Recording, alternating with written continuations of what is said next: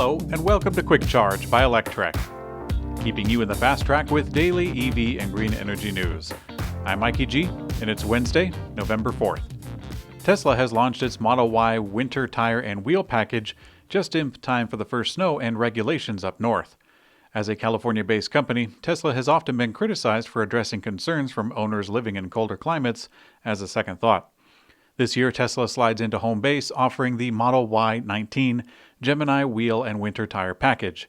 It comes with Pirelli Winter Soto Zero tires and costs $3,500 in the US and $4,700 in Canada.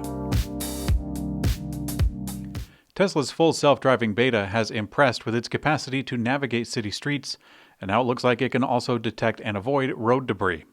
A Tesla owner with the new Tesla full self-driving beta, powered by the Autopilot Core rewrite, he shared a video that shows full self-driving avoiding some debris. While the driving visualization doesn't show up on screen, the car actually did move a little bit as turned by the steering wheel.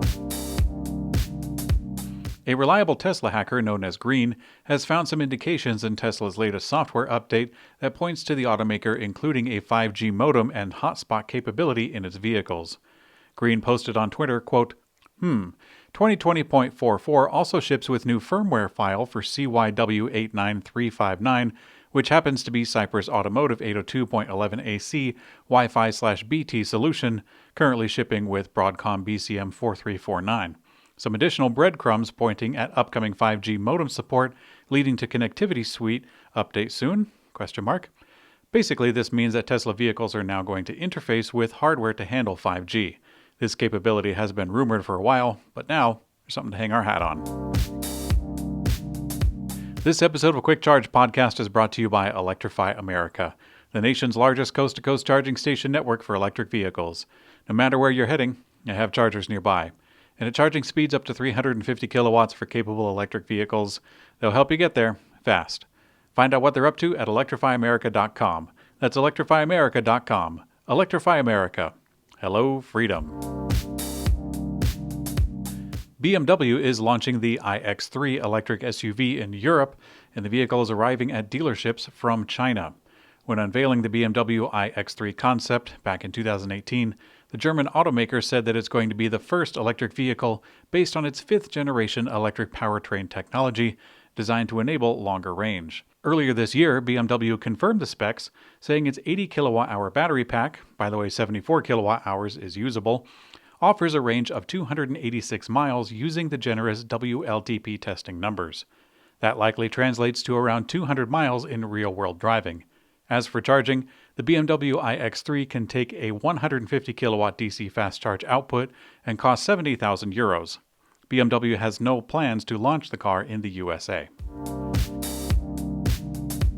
Chinese electric startup Kandi, spelled with a K, announced that its small K27 electric car has been approved for California roads and it's going to cost only $8,000 after state incentives. Earlier this year, the automaker released the details of the first two cars to hit the market, the Kandi K27 and K23.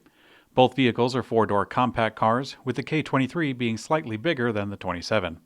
They respectively started at $27,499 and $17,499 before incentives. The cheaper of the two has a 17.69 kilowatt-hour battery, enough for city driving, and that's about it. And in Electrek's Green Energy Brief, according to the 22nd edition of Capgemini's latest World Energy Market Observatory report, wind and solar costs declined by more than 10% in 2019. Meanwhile, lithium-ion batteries used in stationary storage and electric vehicle markets dropped by 19%. It also reports that generation from green energy and storage technologies are maturing quickly. However, grid stability has become an industry concern. Key Biscayne, an island town of Miami-Dade County and one of Florida's wealthiest towns, is also very vulnerable to rising seas.